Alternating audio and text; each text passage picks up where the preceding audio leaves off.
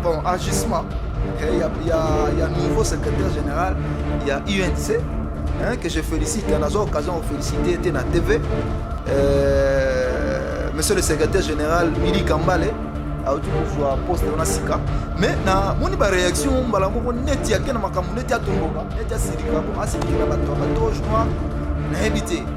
mais nous avons se rappeler que dans le temps où ils avaient condamné le président Vital Kamerhe dans le premier degré, en tout cas, à l'époque, Excellence Mili Kambale a le tate. Rien. Tu as condamné 20 ans, ils avaient eu 20 ans. En tout cas, Mili Kambale a rien. Bon, peut-être parce qu'ils avaient excellence. Tu as condamnation, mais on comprend que peut-être que sous-ministre était pour voir que ça va même le président Vital Kamerhe. Bon, oui, c'est son droit. Balle perdue. Et puis il y avait un moment où il y a des qui passent à la c'est qu'il y a une réunification. Il y a des parties de ce que bon, d'abord, il y a une question bien il y a réunification. Les solo il y a réunification, il y a UDPS. UDPS, il y a mis balai. De l'eau, pas confusion. UDPS, il y a UDPS qui passe, UDPS, tu sais qu'il dit. Parce que dans le bango, toujours, dans le cas, il y a UDPS, dans le solo UDPS, de Torobaka, il y a le rôle en toto yamutu. Dans un corps humain, il y a l'esprit, il y a l'âme et la chair. Donc, de Torobaka, esprit, il y a UDPS qui passe, il y a Frédéric qui passe à Maliba. L'âme de l'UDPS, c'est Etienne Tshisekedi de Wamulumba. Parce que le corps, c'est les parties. Depuis 1995, si on a cadre réunification, ils ont dit testament au père fondateur Batiké la Bisso. Balle perdue. Si vous avez un message pour m'envoyer RAM, vous poser une question. Est-ce que RAM est en Kinshasa ou à l'université? Parce que les Congolais sont des gens qui pour la RAM. Mais Wi-Fi, babani na Inikin, Ben, na Kitambo magasin. Pourquoi pas ça d'abord attendre place awa na Kinshasa après ata troisième bakena on attend la province et bon bazo masusu mais ba ça déjà mis balé et mis ça tumba na mo na capitale bazo passer ba ta province de pourquoi biso nyonso ezala bato bazana libanda ya capitale bazo contribuer pour na bon ils ont un débat de priorité ba débat de priorité surtout bandia wa on na ninga to banda ko surtout ba to na ba vie ya ba to so on te faut pas na mbanda ka epana ye pourtant boya za bokila lokolo ndango on doit te fallait ba bande pa na ngai kuna na ruchuru. Donc, on a un débat de priorité et même je crois qu'en tant que visionnaire, la vision est qu'il faut qu'on tout bénéficier d'un mot. Mais on a qui ça, ils ont échantillon, ils ont la place toujours. Projet Nyonso, ils ont la place où Basalara, le rôle à essai, le rôle à échantillon, Basala, Batala n'a pas de problème, Wi-Fi, difficulté, comment utiliser ce qui va maîtriser cette manière de faire. Je crois que dans le niveau intérieur, et qui n'est pas moment. Balle perdue. Les leçons dans la présidence à Lokolo. Par exemple, Brazzaville n'a pas tout. Le surtout un problème, il y a engager guerre dans Brazza. Au moins, à un moment donné, le président va réfléchir. Il y a un neveu. On voit qu'il y a un tante dans Nazara. On t'attend moi si on voit Nazara. Comme on réfléchit plusieurs fois et pourtant, l'intérêt de la communauté est menacé. Donc je crois que côté où on a bon, faut qu'on analyse sans pour autant qu'on indexe pas tout. Balle perdue. Awa, Massoudé Zalakara, tout ça, Awa Sikona, président de la Ligue des Jeunes, il est presque passé, ancien Pancho Boyka pour la Italie, levé à imiter sénateur Matata Polo. D'abord, il y a avis à regret. La ligne opinion est retenir que jeunesse a eu des personnes qui passent à tout la main. Il y a constaté que le Sénat n'a pas comme le caserne d'Ali Baba. Donc, comme le retranchement criminogène. C'est-à-dire, ceux qui ont lingui, au salasala, crime économique, qu'on sort au salamon, pour Batama, il faut comme sénateur. Il faut comme parlementaire de manière brève. Il ne faut pas que c'est impression.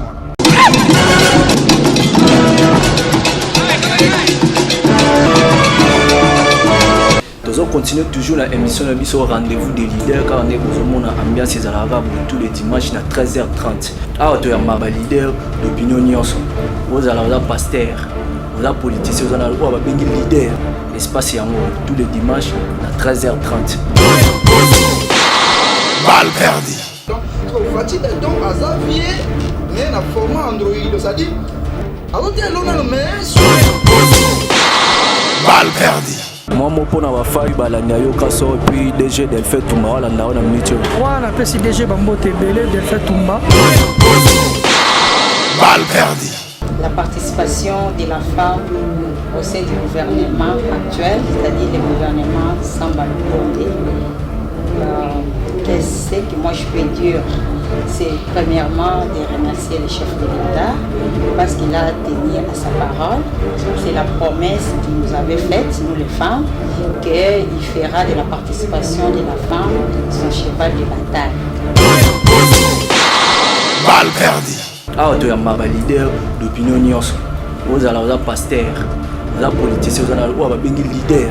Espace Yango tous les dimanches à 13h30. Sur Yokason Télévision, qui vous sera présenté par Aris Mbadou.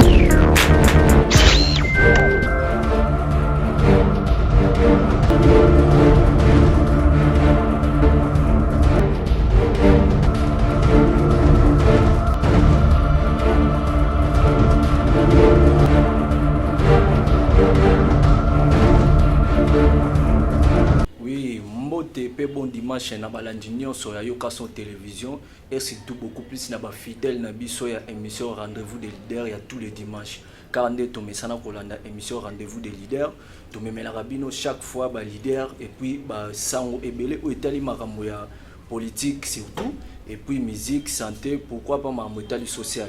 Donc na dimanche à lelo tozala beaucoup plus na makambo etali politique parce que tozala na président de la Ligue des jeunes IDPS Kibasa o abengami na kombo Marcel Panjou azana sirno na yeba babengaka mingi boyika ayebani mingi na kombo wana pe toina yende to aborder na yeba question politique oyo yuti ko leka mikolo oyo nyonso obino moko boyebi. Merci de retour sur ce plateau. Je suis déjà avec mon invité otozo aborder na yeba question politique. Marcel Panjou karandenge na annoncé kibino mbote mwana mboka mbote ndeko na ngai Aris Mbadou, en tout cas félicitations déjà toujours sentir que musala eza kitoko et puis na logique ya Yokason effectivement son ezoyoka na pour peuple congolais bazala na besoin ya koyoka ya koyeba information bayeba ndenge mboka oya bango mboko ya biso ezotambola. Exactement. Merci beaucoup pour la faire au bois que les biso peut te remercier yo surtout na ndenge to mesana ko ya mayo parce que biso na yo et comment déjà famille ezamba liboso te ndenge mesana ko ndenge bande ko na biso est balowa apanzo kweto donc aweza pa na biso donc nous abeto donc ya ko samba ko te donc voilà quoi eza chaîne o izo yamba pe batebele na ba émission na ndenge yamba ba différents leaders d'opinion. D'ailleurs, pour intervenir en tout cas, chapeau. Hein. Ceux qui nous sont les acquis, ceux qui payent ma baise, ali tolobaka pour nous corriger. Exactement. Ouais. Merci beaucoup, Marcel Panjou, président de la Ligue des jeunes IDPS Kibasa. Tout qui est dans mon contexte, en tant que leader, il y a des jeunes, il y a IDPS, tu as vu que IDPS n'a pas de pouvoir. Et puis il y avait un moment où IDPS Kibasa, IDPS, tu sais qu'il y a une réunification. Il y a deux parties. Tu as vu ce qui est beaucoup à niveau. Bon, d'abord, esa question moko bien ya réunification. Le solo ya réunification ba UDPS. Ba UDPS ya mi balé. Tout le monde a confusion. UDPS, esa UDPS qui basa, UDPS tu sais qu'est dit. Parce que dans le bango toujours na kati ya UDPS na masolo UDPS ndeto lobaka, esa lokola nzoto ya mutu. Dans un corps humain, il y a l'esprit, il y a l'âme et la chair. Donc ndeto baka esprit ya UDPS qui basa, il y a Frédéric qui basa Maliba.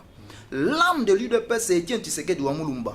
Parce que le corps c'est les parties. Ndenge siko salaka moi session depuis 95, siko na cadre de réunification ezali testament au père fondateur Batike Labiso.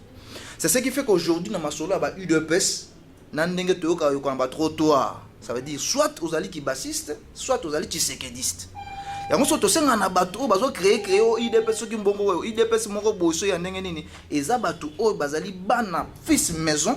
Ndeto osenga na bomba zonga na bandaku soza ki bassiste zonga na ndaku ozali Tshisekedi sozongi na ndaku ninge en tout cas avec tout le respect vieux na biso mobake azonga parce que le vieux est tshisekedi ye moko wanga nango te donc azonga na ndako ba vieux lokola ba vieux na biso lusanga ngele baza ba kibasiste ba vieux lumbu maloba baza ba kibasiste donc ce que bazongi na palais na cadre de réunification IDPS et zonga bon moko parce que ça a vision et puis souhait à président de la République na cadre de réunification mais déjà si le plan politique nous sommes ensemble yango toujours ba que nous toujours même moral pour biso tout autant la direction moko na minute to lo ba ngo na lo bango déjà banda kala biso tout toza ba yuma yankazaka moko c'est le président de la République Fachi Beton c'est lui na cadre vision na ye alingi réunification wana ndeto ba ndoto yela tanzoto et c'est réalisé na lingaki vraiment o affirmer loko wana nengo uti ko loba politiquement IDPS qui passe IDPS c'est que di boza loko moko donc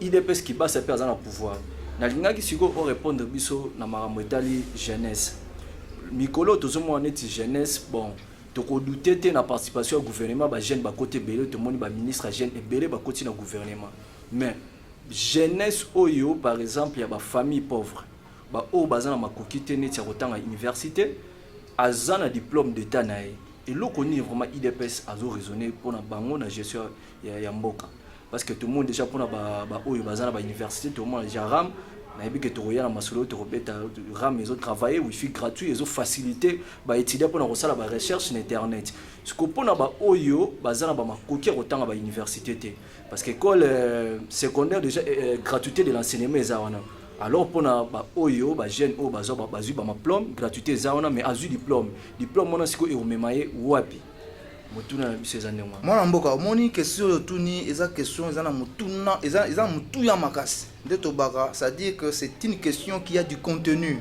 hein qui a le fond parce que moni lelo ko la jeunesse c'est vrai que surtout que na considération il y a conception il y a perception que la jeunesse est jeune quiconque pense qu'il est jeune ça c'est déjà étendre sous assiette ça veut dire que la jeunesse c'est d'abord un état d'esprit. Oh, mboka ezali jeunesse. Surtout lingi mboka na biso lelo e mata e kende ezali jeunesse. Jeunesse ezali expression ya énergie. Expression ya force, expression ya travail.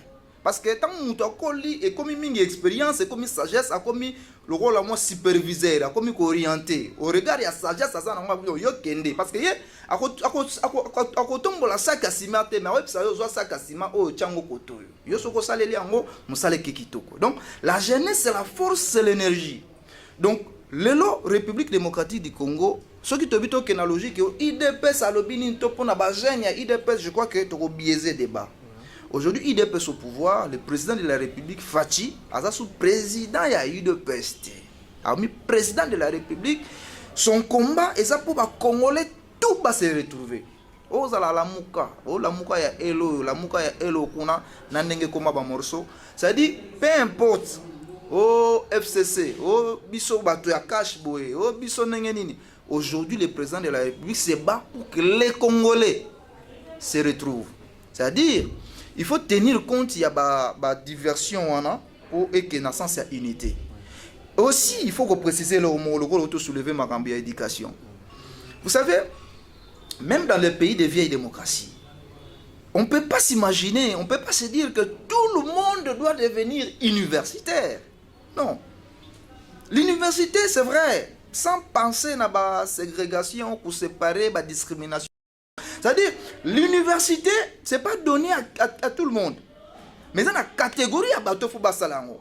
Ça, c'est la première étape il y a pour répondre par rapport à la jeunesse. Ce qui peut même toquer dans quatre même il y a université, on a au monde à l'élo, sens il y a orientation aussi mbasouti. OK, université ça a droit, ça a médecine, ça a économie. D'autres ça n'a que agronomie et ça là. Même la nécessité ya mboka oyo le pays a besoin donc ça dit le conseil il faut que l'État en tout cas prenne ses responsabilités, il y a qu'orienter parce que orientation et ben même depuis le secondaire non donc on est de bien à CO au premier CO CO veut dire quoi cycle d'orientation. Mais est-ce que réellement tu sais là qui CO on a premier CO deuxième CO nettoyer bango donc ça dit que ça va cycle d'orientation au professeur même nanda ko ba timbe moi no ani calcul tout moi no ba tendance à que nango moi musique moi ni donc talent on a il faut qu'on capitalise en haut. Le pays, en tout cas, moi je crois qu'il faut, même dans le niveau de la formation professionnelle, INPP, je crois que l'État doit réfléchir comment renforcer bango, peut-être en termes de matos, en termes de finances, de manière à ce que les jeunes ébélés, les lots, il y a technique, il accueilli, orienté, accueilli, et puis il gagne sa vie. Au moins, un jardinier, il se sent fier d'être jardinier. Et il se retrouve. Il a des bouches à nourrir à travers son métier. Pourquoi on dit qu'il n'y a pas de son métier, il n'y a que de sortes de gens? C'est parce que le métier, on a dit que nous avons besoin. Ceux qui soulignent et saluent moi, bébé, Tony Nelongwe. J'ai besoin, il y a un réparateur, bon, la cordonnerie, ça c'est encore autre chose. Peut-être Nani, Otobenga, na 7e ria, tout ça, il m'a dit tabou. À Salamouane, il y a des cordonniers, à Salaka, soulier. Papa Griffe. Donc, un cordonnier, c'est la conception à Sala.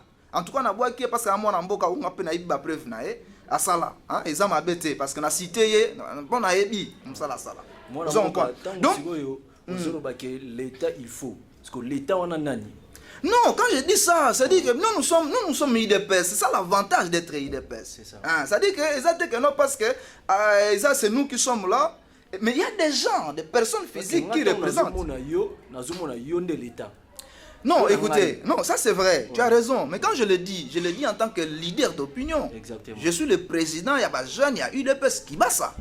Bon, maintenant, même si c'est l'UDPS qui est au pouvoir, mais c'est un individu qui est là. Oh, et cause à la paix que, ce qu'a tengamito, et puis c'est tout rappelé, avec tout le respect, excellence, vous avez un secteur tel, le secteur, on a Ekemabe et Ekeboé. C'est ça même la démocratie. Parce que dire à quelqu'un ce qu'il faut faire, ce n'est pas qu'on manque de respect, ce n'est pas qu'on est politiquement et comme le rôle à Obébani. Non, ils ont que ça Obébanaté. C'est même ça, pour nettoyer une maison, il faut être dedans. On s'en comprend. Les jeunes ont université, mais ils se retrouver ils ont place qui n'était message ni annoncé et puis ils ont reçu la baron à l'état quand nous lobby que ozopa kamela na batu oyo bazo gérer secteur wana. Non, c'est-à-dire l'État a une structure, une formation, et puis il faut pas renforcer. C'est-à-dire que l'État doit renforcer la structure, la formation, n'enge ba UNPP zali, n'enge ba nini, ba rendre en quand même partout.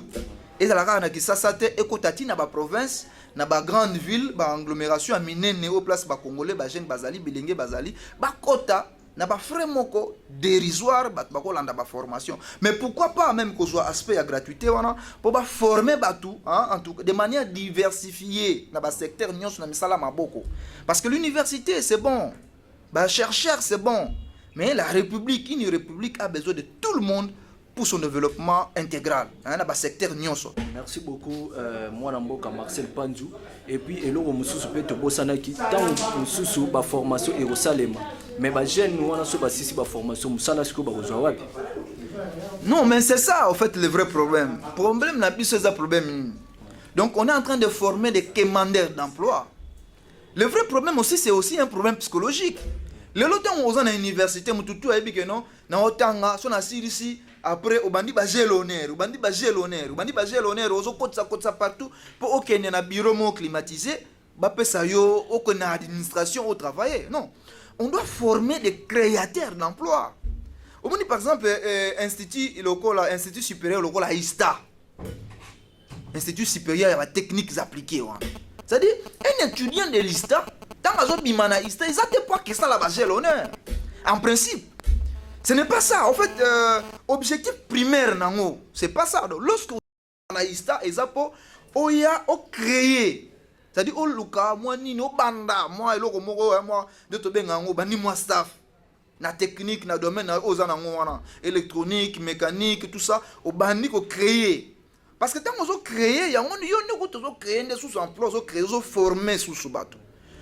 Mais déjà, je crois qu'il y a un grand travail qui doit se faire au niveau psychologique. D'abord,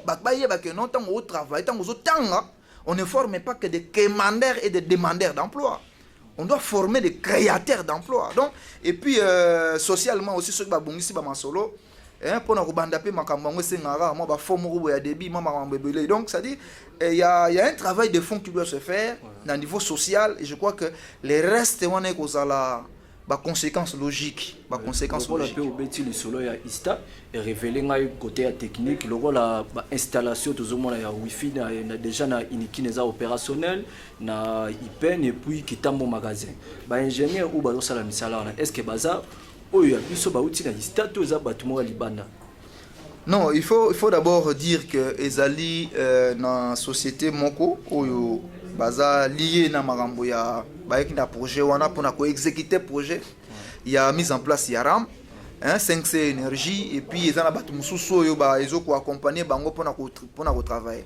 Mais la main d'œuvre elle est congolaise. Ozomona ba o baza na terrain, ba o baza travailler. Même ata batu o baza na ba ndenge tolba ngo na ba call center wana. Ceux qui obengi pour na ko réclamer makambo ya RAM, ndenge ba pesa ba numéro. Les gens qui répondent là, ce sont des Congolais, non? Ils ont ba imboka, bana na biso ya ba Congolais et Congolaises qui travaillent là-bas. Donc au niveau de la main d'œuvre pour revenir na makambo ya wifi. En tout cas, je crois que ici donc pour na makambo ya RAM, c'est l'occasion ici et déjà maintenant. Il y a qu'à remercier le président de la République Ouazali Yende visionnaire à Masolo parce qu'il y a quand même secteur numérique et s'est développé dans Mboka Oyo, mais aussi et surtout le ministre il y a secteur il y a peut-être le ministre Augustin Kibasa Maliba Oazo Kumbe la Masolo de maître Oazo imprimer la vision du président de la République dans le secteur Rwanda parce que déjà dans le Congo central tout le baka buka mona buka kwikila buka mona buka kwikila donc na monine na nimi et congolais tout azalaka na logique wana ya santutoma donc yango moni déjà tango ba wifi gratuit et koti na inikin ba étudier ba moni ba sepeli ba koti ya komi pe ko sala ba recherche na e ezalaki pe na place publique o ya Kitambo magasin UPN donc et puis ainsi de suite. Ils ont un échantillon de Tolbaga et Banana on a quitté ça comme ça capitale mais il faut s'étendre à niveau à province parce que redevance yaram ils ont congolais tout ils ont détenteur et téléphone de bazo futango ils ont marambaram te marambaram ba wifi gratuité donc ils ont marambo ebelé parce que il faut que le ministre a comme un niveau il y a ko émailler le Congo donc ça dit qu'on préparer ba infrastructure numérique ko bongisa nzela ya numérique na mboka na biso auto bengi fibre optique parce que Congo pour couvrir Congo c'est plus de 50 000 km il y a fibre optique mais pourtant lelo ba kilomètre o ya fibre optique au ministre qui ba sabali ba kuti ezaka 4500 4600 km. Oh, il faut qu'on atteindre 50 000 km de fibre optique pour les lotophones à Kimia et que Internet, Wi-Fi, et la bien, et la peine à prix assez. Donc, c'est la responsabilité à l'État, il y a qu'on mettre en place l'infrastructure numérique. Donc, déjà, nakati a projet à ram makambe beleza nakati oyo et qu'on apporter quelque chose de très important pour Namboka Nabiso. Exactement et le Golobi est vraiment motuya sikoyo batu mingi bazomi tunaka surtout na ba réseaux sociaux pour lancer message pour ma Telegram bazo poser biso ba question est-ce que RAM yango izaka na Kinshasa to na ba université parce que balobi congolais nyonso ndem tazo contribuer pour na RAM mais wifi babani na Inikin IPN baé na Kitambo magasin pourquoi pas ba kosala d'abord ata de place awa na Kinshasa après ata troisième bakena on attend la province et bon bazonga sous mais ça déjà mis balé mis ça tumba la mort na capitale bazo penser ba ta province c'était pourquoi biso nyonso ezala batu bazana libanda capitale bazo contribuer pour na ram. Bon, ils ont un débat de priorité, bah débat de priorité surtout bandia wa onga na linga to banda boy surtout bando tout na ba vie ya batu muso linga te faut ba na mbanda ka epa na ye pourtant mbuya za mwambo kila lokondo tango mngote fallait ba bande pa na ngai kuna na ruchuru. Donc, on a un débat de priorité et même mais je crois qu'en tant que visionnaire, la vision est qu'il faut Congolais tout va bénéficier d'ango. N'engé babani on a qui ça, netolobaka, ils ont échantillon, ils ont la place toujours projet nyonso, ils ont la place où basalaka le rôle à essai.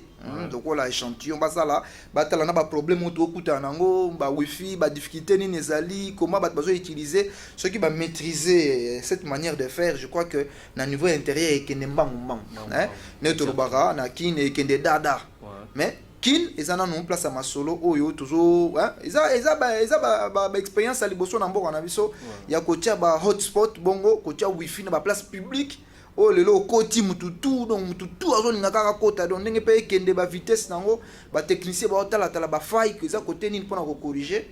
Je crois que ça va s'étendre dans la République mobile, dans la province, tout, bah, Congolais, tout va calme parce que tout va contribuable, tout va bénéficier parce que ça, ils ont mon mboka.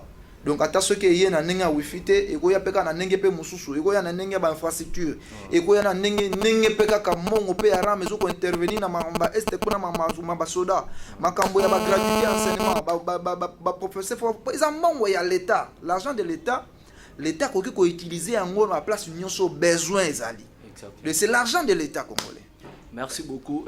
Moi Namboka Marcel Pan, ceux qui toki koye ba prochain lieu où yo boko installer les sous après qui tambo magasin et aux alasiko. Je crois que aux ala Ista pesa dans la carte planning wana Ista après Ista je crois que aéroport international Anji le Pesali et ainsi de suite mais je crois qu'il faut au bazan à terrain et ko pesa sur ba détail belé mais je crois que kozala Ista peut faut bazo parce que UPN déjà c'est bon il faut ce que Ista après Ista et kozala pe ba aéroport parce que aéroport les aga ba étudianté donc tout on va voyager pendant que tu es là ou ko utiliser gratuitement wifi. Merci beaucoup mon Namboka. To longwana nous na côté wana to ki na ngambo ya justice to robeta muke masolo maramotali ya refi na te so na robeta ngo refi to ezanini maramolika ki na Sénat pour na lever immunité ya sénateur Matata Ponyo na ebité soki karande na utulu bana robenga ngo so na robeta ngo refi to eza trahison pour na ba sénateur ya union sacrée loko wana parce que ezo lobama mingi na ndenge ya Libana na ndenge ya cité na ndenge ya ville ezo lobama mingi lisolo ezo beta mingi na profiter pe lo eza mambo ya justice na pesa mbote na maître Maketama et Etoniati sans oublier Aris Ngoma bambote na bino bisike za libo za tout pour acheter bande ko balandi ya yoka so télévision o eza rendez-vous des leaders de chaque dimanche na 13h30 et puis rediffusion lundi na 15h35 awa masolo za la kaka boye toza awa siko na président de la Ligue des Jeunes, il y a IDPS Kibasa, Marcel Panch Boyka pour la Marambotali lever à immunité à sénateur Matata Ponyo. Avis na nini? D'abord, il y a avis à regret. Dans l'opinion opinion retenir que jeunesse à IDPS Kibasa tole la main na misu. Il y a constaté que Sénat na biso est comme le rôle la caserne d'Ali Baba. Hein? Donc comme le rôle la retranchement moko criminogène. C'est-à-dire ceux qui ont lingi au sala ba makamuna yo ba crime économique consort au sala ba bavu pour batama il faut comme sénateur faut comme parlementaire de manière brève il faut pas que ces impression là biso to yeba ki sénat wana comme chambre haute ezali destiné pour na passage hein banganga maele bato ba expérience vie à travailler bon pour ezala loko la op makaka te ozana ba stress belé na ndaku ou comme sénateur pour contribuer à la sagesse wana décision ou au niveau de l'Assemblée nationale soit comme na Sénat ba sage ba lambi yango lisusu vous comprenez pour équita et bon eleka en tout cas conception la Sénat yango wana mais auto vivre lelo et ça vraiment caserne d'Ali Baba hein ça dit place oyo ba so ngo batama sala ba makamna yo ke batama na Sénat je crois que ba sénateur ba sali preuve ya sens d'honneur te. Vraiment, ils ont vraiment absence, il y a sens d'honneur. Le sens d'honneur. État de droit, parce que non, bon, en fait. Non, d'abord, effectivement, tant qu'on va protéger, ça les droits là-bas, non? C'est ça le droit constitutionnel parce qu'il ne faut pas lever l'immunité. Si vous avez oui, ils ont pas le droit là-bas, ça les droits là-bas. Mais ici, tout comme la notion en mœurs, tout comme la notion en morale, le sens du bon. Le sens il y a honneur wana parce que ça quand même bazo ko accuser yo na mambo justice balobi que non yo oyibaki to o détournaki mongo ya l'état mais ce que l'occasion ya ko prouver innocence na yo ya ko kende olobi non voilà écoutez nakei na se présenter mais tant que communauté loko moko boye ya ko bomba ma ya ko batamaka et c'est là où je me dis que sens ya honneur exacté au lieu comme un club moko boye un club d'amis de protecteurs il y a tout ça. Non, je crois que ce n'est pas intéressant. C'est vrai que c'était leur droit, mais la procédure judiciaire, il ne faut pas payer ça temps pour nous dissiper. Le rôle de dossier dans la justice, c'est pour la noter. ils ont à 20 plus ces autres mais la coûte des oya sous makasi. Donc je crois que de ce point de vue là dossier reste ouvert, Matata pour nous d'une manière ou d'une autre répondra. Et puis tu le dis que ceux qui va bien sur la justice ne osera en tort. Non. Donc tu peux avoir raison. Ils aura une question que va bien ici et puis si ba élément na yo soko apporter ba coup de torche et puis les qui n'ont. Donc je crois qu'on doit rester dans cette logique là, to aider opinion, to aider jeunesse, au biso to la jeunesse. Tous en a ba impression ba nenguana te. Hein? Donc tous en a idée à n'engue réellement fonctionnement. Il y a pays démocratique et la séparation des pouvoirs et que le pouvoir arrête notre pouvoir. Donc c'est clair. Merci beaucoup moi Mboka Marcel Pandiou. Tu continues toujours dans l'angle on a tout qui na assemblée nationale ou na chambre basse et pas y a puis proposition de loi où ils ont ça la moi ils ont mingi donc ils ont créé polémique na ba leader d'opinion politique beaucoup plus ba tumsusu bazolo ba que non loi wana proposition wana ils ont ya pour commettre groupe moko boy to ba tout moko boy à l'écart. J'espère que vous comprenez déjà parce qu'on a comme ça proposition la loi ya Tchani. Ils ont ça là ils ont lobby ça ba tout ming donc na habité point de vue no ezandenge nini. Est-ce que ils ont ma belle proposition la loi na yo wana que mutu o azana droit ya repostuler. Faut azala 100% congolais pour na yo point de vue na yo ezandenge nini. Bon, d'abord, je crois que je vais commencer par la conclusion pour finir par l'introduction. D'abord, il faut voir que la discrimination positive existe. Vous comprenez, dans chaque société, dans la communauté, il y a une discrimination positive pour l'intérêt de la communauté. Alors, je crois que déjà, en commençant par ça, il faut tout analyser la question froidement, sans pour autant qu'on personnifie. Qu'on indexe bateau que non dengue zabo to salango pona Marcel Panzo to salango pona Aris Mbadou te mais de manière froide de manière objective qu'on analyser kaka parce que lelo il s'agit de quoi? Il s'agit de la fonction la plus haute fonction de la République. Ce qui est la fonction la fonction de prestige, ils ont fonction de président de la République. Je crois qu'on ne peut pas se réveiller un matin, tout le monde, et tout ça, au nom de la liberté, au nom de ce citoyen, comme président Mboko. Non. Ils appellent à moi, to faciliter Mboka. Pour tout ça, batu oyo, bako apporter pe makambu. Tu vois? C'est-à-dire, mon fonction à président de la République, ils ont fonction moko, ils ont poussé aux grandes décisions. Pour Mboka. Oh, ma souveraineté. Vous comprenez? Les ressources qui par la souveraineté. Oh, bagarre, c'est vrai que ça peut passer par l'Assemblée. La vision du président de la République. Depuis l'infiltration et côté qui te binenge maramboya qui pendant bengana mobutu, mais je crois que dans le secteur on a toilettage mouké salé. Mais ça on loi. Ce qui loi on a et c'est-à-dire dans moment où tu refond ça réellement démocratie et qu'on a on loi plus tard. Vous comprenez parce que les lobes dans un pays de vieille démocratie, bah outa pena ba mangamba belé pour ba fond ça indou ça parce que les lobes on peut se référer en France, on peut se référer dans les États-Unis, mais ba contexte na ya biso za nemoté, ba problème ça belé. Les lobes sont dans le président za lokolo. Par exemple Brazzaville na koto. Lobby sont dans un problème il y a pour engager guerre na Brazza.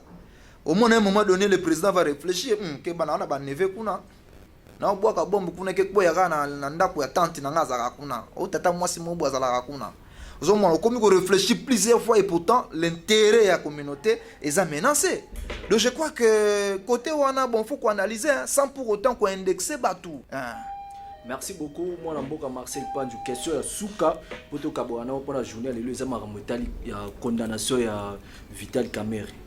Condamnation à Vital Kamerhe pour na yo moi Mboka Marcel Pandiou est-ce que ezali leçon to eza trahison na bande konaye ya cash pour na yo condamnation à Vital Kamerhe moni on ndengeni te d'abord nekonanga Aris na lingi to dépolitiser procédure judiciaire ba jugement ba décision de la justice to longola on a kati parce que président de la République j'ai salobaki en avant que ngane za bona ko kota te na ba injonction ko pesa ba juste tout ka bata ba robe wana kimia ozomona parce que force ba robe wana noir wana ne loka pembe wana tout ka bango ba travailler vous comprenez parce que Ce qui est comme que politique à côté na kati abana kopesa bango ba directive te ken nango boye mboka et kokende libosote parce que c'est la justice qui élève la nation. Vous comprenez? D'abord to dépolitiser débat wana to kenango parce que ba décision judiciaire pèse ba décision moko qui n'apporte pas de discussion. Moi en tant que politique, nazana ba commentaire et belé ya kosala te na décision judiciaire. Mais néanmoins, ils ont droit na ya kokena recours. Soit allé bien à premier degré, ils ont condamné qui est 20 ans. Mais comme à deuxième degré, bah quand même équité quand même. En tout cas, équité na 13. Pour na ngai na ko ba même ba avocat na ye ba gagner. Ba avocat il y a président Vital Kamerhe ba gagner procès pour na parce que ko gagner zalara te ko longola peine. Même attends ko diminuer peine zalara déjà, ils a déjà ko gagner. Bon, agissement. Il y a nouveau secrétaire général, il y a UNC. Hein, que je félicite, on a l'occasion de féliciter na TV, monsieur le secrétaire général Billy Kambale, a eu un poste on a sika, mais na moni ba réaction bala moko neti ya kena makambu neti ya tomboka, neti ya silika, bon asiliki la bateau noir na habité. Mais na soko se rappeler que na moi tant moko ezala ki tant ba condamné président Vital Kamerhe na ba premier degré, en tout cas na tikala oyoka. À l'époque, Excellence Billy Kambale a l'obatate, à Kosola tate. Rien. Tu vas condamner 20 ans, ils ont 20 ans. En tout cas, Billy Kambale a l'oba, rien. Bon, peut-être parce qu'il a Excellence. Tu vas que ma bablo corona bon on kota mama jamal te banini condamnation on a ti mais na minute okana ki di ba on comprend que peut-être que asa sous ministre était mo ba kande bando ya pour ala que ça quand même ralinga président Vital Kamerhe mingi. Bon, c'est son droit. Hein, c'est son droit. Pour les lois, il faut comprendre que Billy Kambale, le secrétaire général, a président Vital Kamerhe mingi. En tout cas, non, si vous avez vraiment l'ingara mingi, il y a un silika. Bon, il y a un tozo lobat. Mais il y a un constat où on a sali pour azalaki calme, mais on ne écoute azalaki na Congo te. Merci beaucoup mon mboka Marcel Panju to komi presque na suka na linga ki moi liloba mon message na ba jeune o bazolanda biso message ya suka pona journée ya lelo to yebi ke to continuer kaka ko ya mayo ceux qui public ezo continuer ko senga yo to bano bengisa o kaka pona ba ample détail ya ma mbetali politique moi message na ba jeune ba landa o.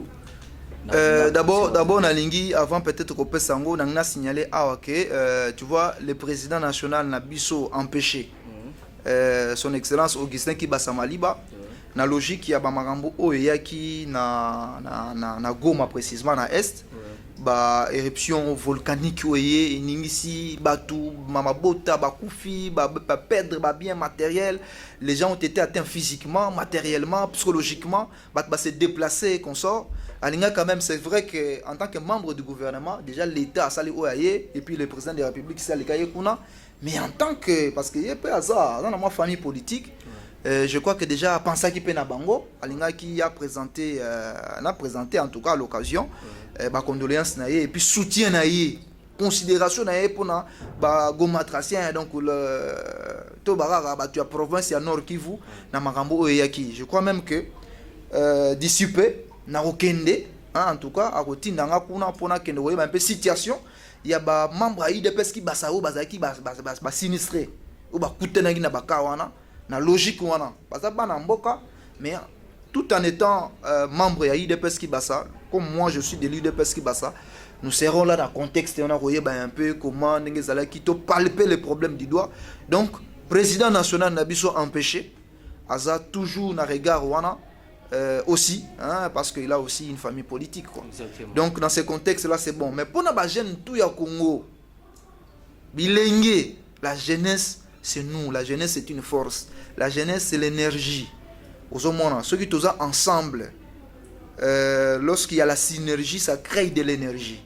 Je voulais que Biso Bilingue, ce qui nous importe, le seul bien commun par excellence que nous avons, c'est notre pays, c'est le Congo. Tolinga Congo. Divergence, c'est ça bien.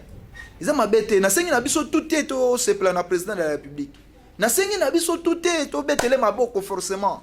Mais néanmoins, o eza ya malamu to soutenir.